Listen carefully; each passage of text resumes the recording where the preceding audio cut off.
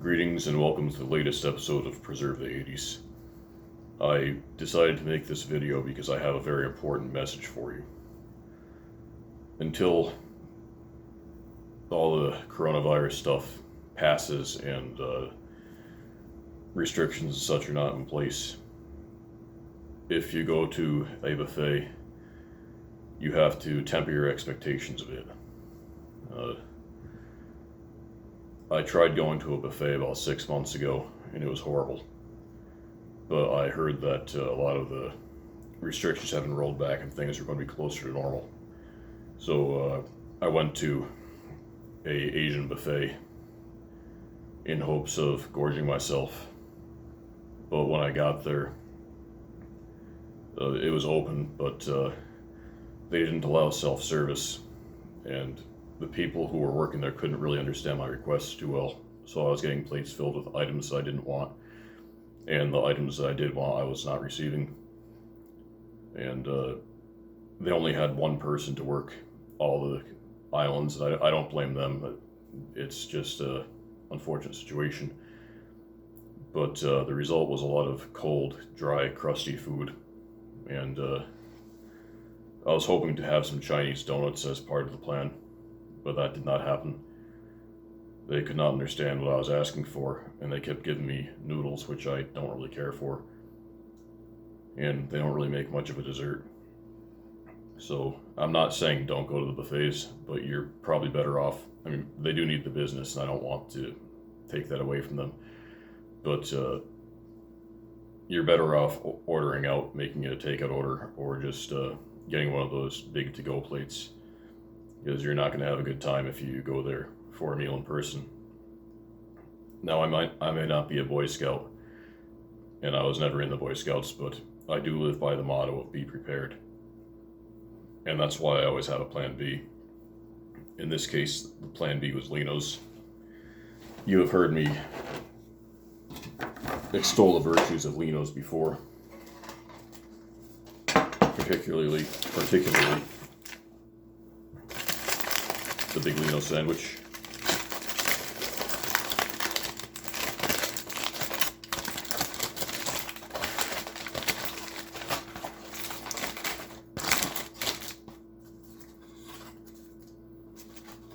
The sub, so big and delicious and tempting and filled with wonders that you need to put it on a baking tray. Regular plate won't do. Now, if you saw my previous Big Lino video, you'll know that the Big Lino contains sausage, ham, turkey, pulled chicken, prosciutto, roasted peppers, roast beef, and their bada bing sauce on a delicious crusty Italian bread. The loaf is quite something. And that the Big Lino should always be consumed with state line potato chips. However, I did not stop there this time. There are some new characters to add to the cast in this particular Lino's episode. There is this bowl of shrimp and sausage gumbo. I'm trying to angle it in such a way that it doesn't tip and you can still see the top. Well, so much for that. Be prepared. Much like Donald Morris, I knew that was going to happen.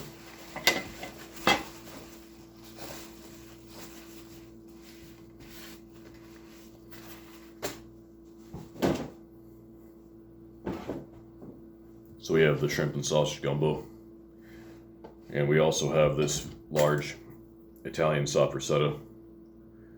It didn't have a wrapper. They served it to me raw, no rubber.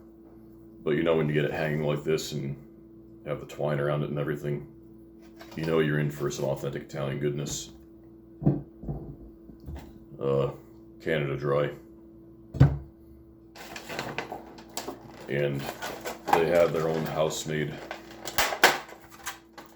peanut butter cups, so I put a couple of them into the mix.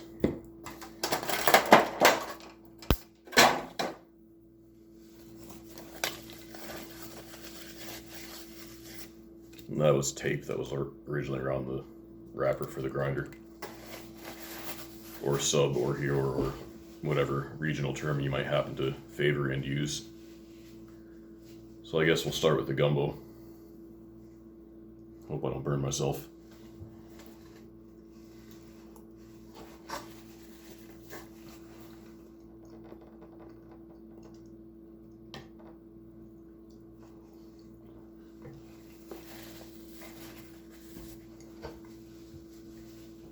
Very good.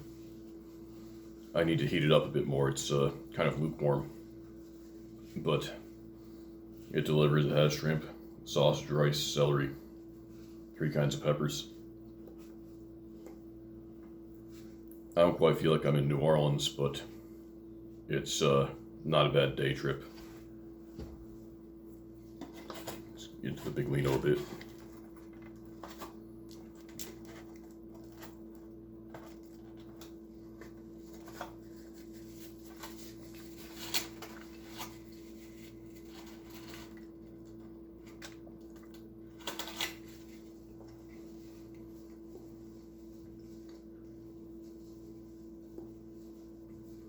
You may notice that in a lot of the videos that I do from the kitchen, I have that curtain closed. It's not because I'm a dirty, dishonest person, but if the curtains are open, it becomes blindingly bright at this time of day, and filming is difficult to do. And I just don't like to think that my neighbors can watch me eat, and now I know they can't, which feels good. The windows and the door have fake stained glass over them, so covered that way too. Let's have some of this delicious crispy bread.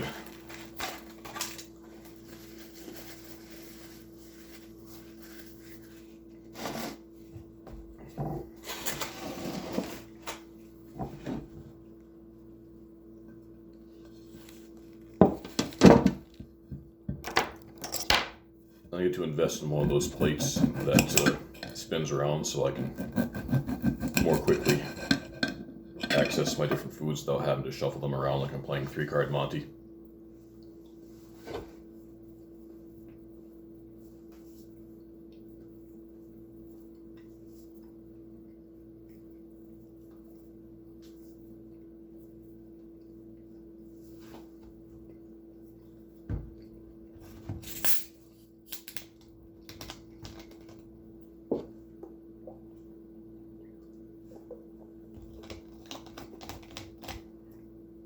Here's an important tip. If you're ever buying sopressata, make sure you get the hot and not the sweet. The sweet's not the full experience, it's kind of toned down. It's not the real deal. I mean, don't get me wrong, it's good, and you'll still enjoy it, but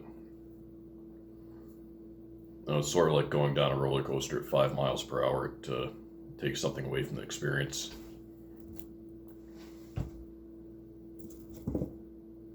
Here are the house-made peanut butter cups.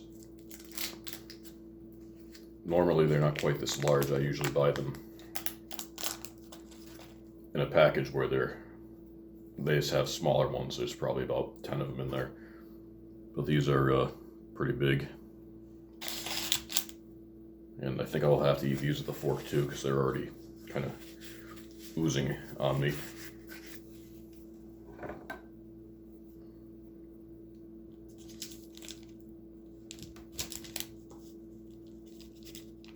Or I might not need to use a fork, but at the very least a knife will be needed.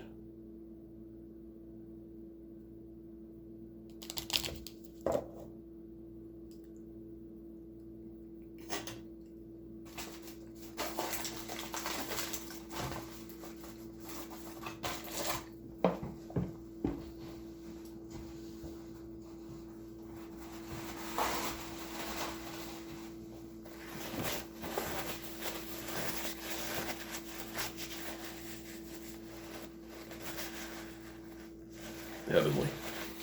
Absolutely heavenly.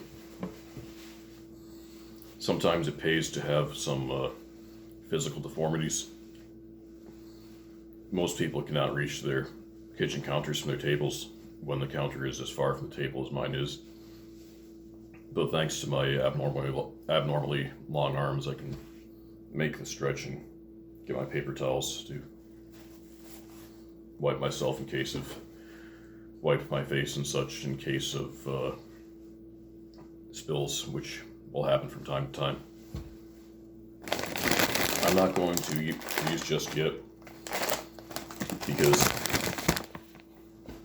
the taste of the chips with the peanut butter cups at the same time will clash in an unpleasant way. I kind of should have, I guess I didn't live up to my motto of being prepared in that case, because I should have had the chips first. Kind of like somebody just waiting at the bar watching a hockey game, even if they have trouble accessing the stool because they're too short. But that sort of wraps things up. Main points to take away from this are that buffets are open and they need the business, so do patronize them, but you're better off taking out than eating in, just because you'll have a better dining experience and you'll have somewhat more of a feeling of control over your own destiny.